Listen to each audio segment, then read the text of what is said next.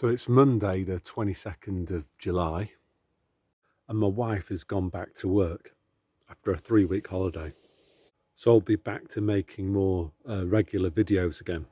So I'm going to be talking a little bit about the things that I observed during the holiday, because we travelled various places and saw some interesting things. So one of the things that we did was that we took the ferry from Helsinki over to Stockholm in Sweden. And you know, just actually as a travel tip for people who've not really explored this part of the world, what I would do, rather than taking these expensive cruises and stuff, is just take a flight from Britain to Stockholm in Sweden. And then there's two ferry lines, Viking and Silja line, and they both run overnight ferries. There's very, very cheap. It costs you less than 100 quid with a cabin, so you get a place to sleep overnight. The ferry takes about 24 hours from Stockholm to Helsinki, and it's fantastic. Massive big ferry. Nightclubs if you're into that thing, live music stage, all sorts.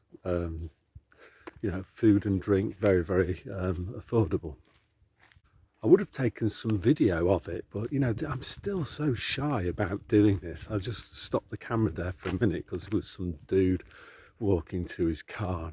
Anyway, so you can also buy a longer trip, so you can go from Stockholm to Helsinki, then across to Tallinn in Estonia, and then back again to Stockholm.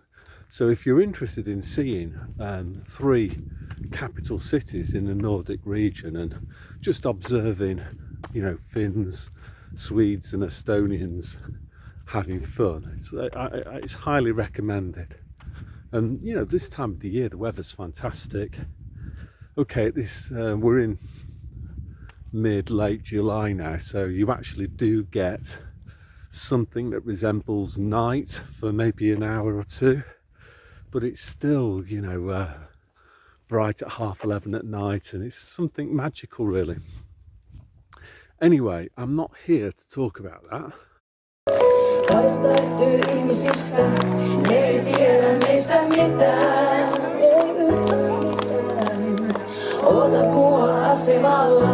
Ehkä kello antaa anteeksi minulle, juoksen loppumatkan sinä.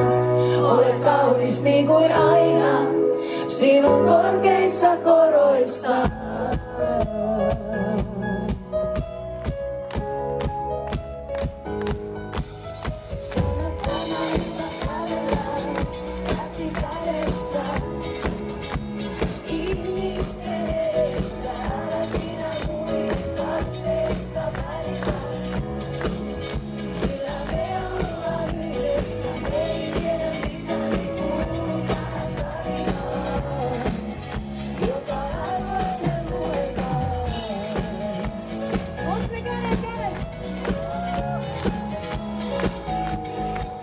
What I am here to talk about is why I'd be ashamed if I was a Swede.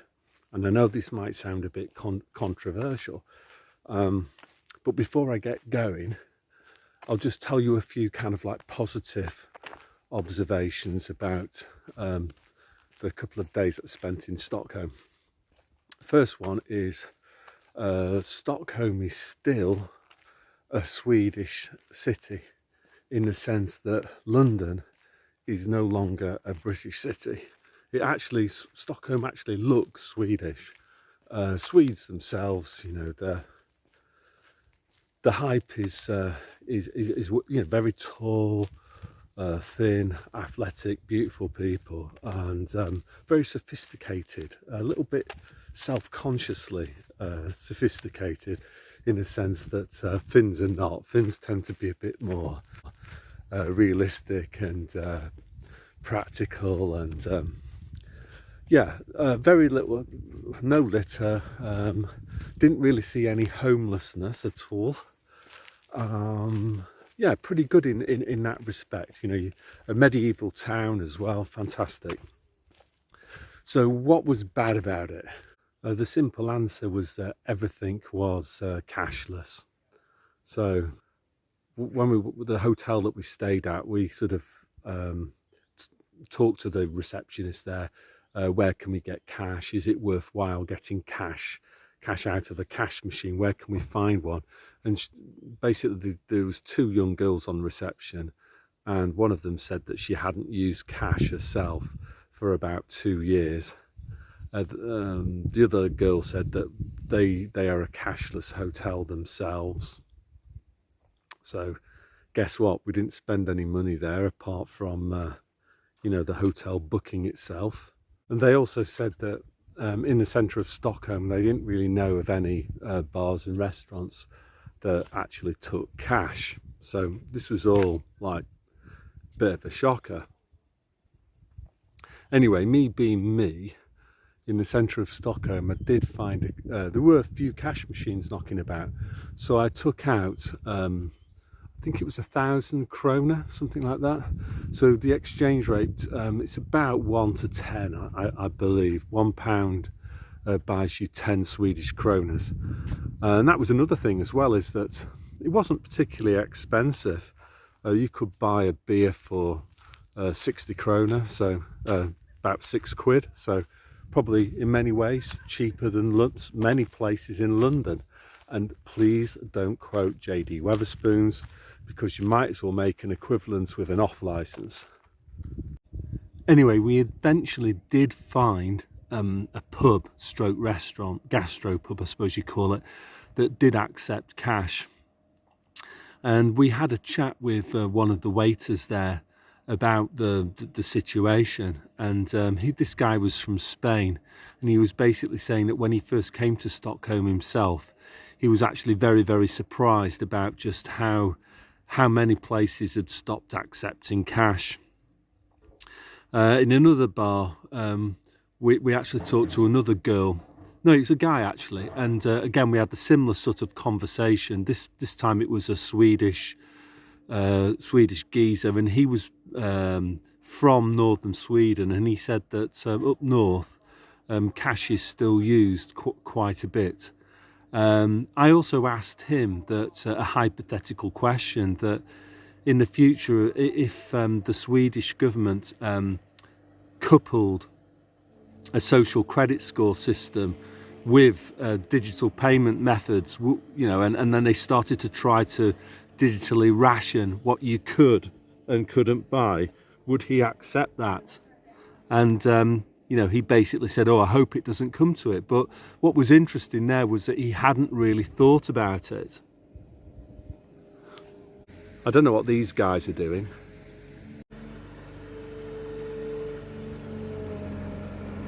Maybe dredging the river. By the way, it's absolutely roasting here. It's high 20s, and the other thing as well that makes it feel even hotter is that we've got very high levels of humidity, so I'm absolutely sweating bucket loads. Another, well, probably the most interesting thing that happened when we were in Stockholm was that there was a demonstration, and it was about human rights, what they were calling human rights for refugees. So it was basically a couple of you know, looked like stereotypical left-wing women. Not that I buy into left-wing, right-wing anymore, you know, for obvious reasons. So they were in favour of left, politically correct authoritarianism. So for me, straight off, I can see the contradiction with human rights, that these people, PC authoritarians, they don't believe in human rights at all. So I thought, my wife was with me, so I thought, right, I'm going to have a chat with them. So my wife basically, she just departs from the scene. She walks on and leaves me to it. So my opening gambit is an easy question, right? That I'm trying to get these people to agree with me straight off. So I say to them, so you think that human rights are important? And she replies, yes. So the next thing is, follow-up questions. So I'm going to try to incorporate the use of the word rights in my questioning. So I say to them, right, so do you think that the government should have the right to decide what goes inside your own body? So at this point, I can see from her facial expression that she knows exactly what I'm referring to, but she kind of feigns ignorance and wants me to explain what I mean. Oh, what do you mean? So in situations like this, what I do is just often just reiterate what you've just said. You say to them, well, should the government be able to decide what does and what doesn't go inside your body? Do human rights include bodily sovereignty? So again, she's like, feigns ignorance. So then you have to sort of make it clear to them. So I said, well, over the last 3 years, I don't mention anything to do with Divic 91. I just say, well, the government was, they coerced people, didn't they? No medical experiment, no job. No medical experiment, no right to travel. No medical experiment, can't go to the pub. No medical if you don't take part in a medical experiment, and you can't go to the music festival. So I basically said all of these things to her, and basically her reply she then mentions the V word. So I then say to her, well, I'm not talking about the V word. I'm not talking about Maxine.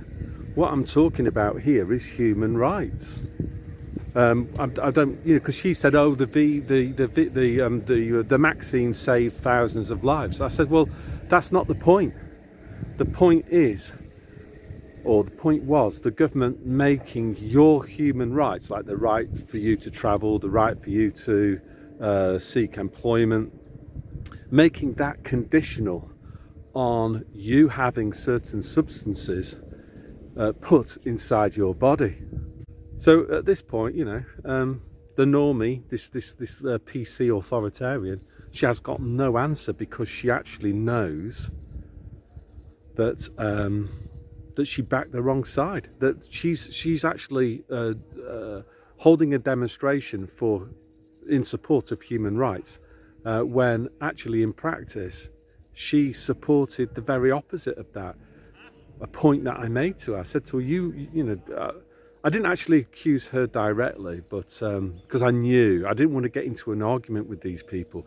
What I'm trying to do here is just ask questions.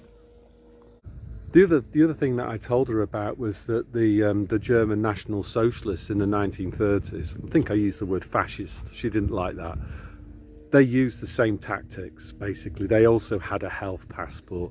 They also made human rights, basic human rights, conditional on you obeying the whims of the government. So something that I made very clear to her. And I also said to her, look, do you believe, another question I asked her was, do you believe that you should have the right to choose what you do for a living, and that you should also have the right to choose how you choose to spend your own money? So again, there was not much reply to this, but what I was trying to get at here with her was that the idea of taxation, that the government can just take. I did say this to her. I said, well, the whole concept of government is immoral. That the government basically sends you a bill for services that you've not solicited, and if you refuse to pay, they throw you in a cage. So again, I asked her, you've got this banner with human rights on it. Do you support this basic human right to where an individual has got the power, the autonomy to decide what they choose to do with the money that they have earned? Again, no reply. The other thing that I was very pleased about was that there was no kind of anger or anything. That may well be the fact that she's kind of Swedish. If it was in Britain, a British lefty, they probably would have throwing their toys out of the pan. But this lady actually kind of listened. And my parting shot to her was, I just urged her to think a little bit more critically about government, and not to just blindly trust government and hand politicians huge amounts of power over your life. Again, she seemed to listen to that. So all in all, it went pretty well. It was probably the best encounter that I've ever had with a normie, and I definitely got through to her, even though she kind of didn't reply to many of my questions. What I did notice was the expression on her face, and I think I did manage to get her to think. And this is what I would urge, everyone watching this video to do, is just to ask questions when you come across somebody. Maybe it's in a pub that doesn't accept cash in England anymore. Talk to them about this, about the fact, would they be happy if a government decided to monitor and control your purchases digitally in a cashless society? Even if it was under the guise of saving the planet. Yeah, so that's all I want to say today. And it's just important that we ask questions. Asking questions is the right way to go, and keeping cool is definitely the thing to do. So my wife was quite impressed, actually, because she was watching me from about 100 meters away, and she thought that I was going to lose it and get all emotional and stuff, and I didn't. I stayed really, really calm. And the other thing I made sure I did, was I shook the lady's hand. She wanted me to sign her human rights for refugees thing, and I just basically said to her, look, I can't do that, because this exercise is based around the government and coercion, that these human rights are going to be financed through theft, basically through the taxation system. People aren't going to have a choice in Sweden about whether they work and pay taxes to support refugees. And if they if they object to that, well, yes, they're called a racist. If they refuse to pay, well, then the state throws them in a cage, doesn't it? Ultimately. So that's all I want to say today. So God bless.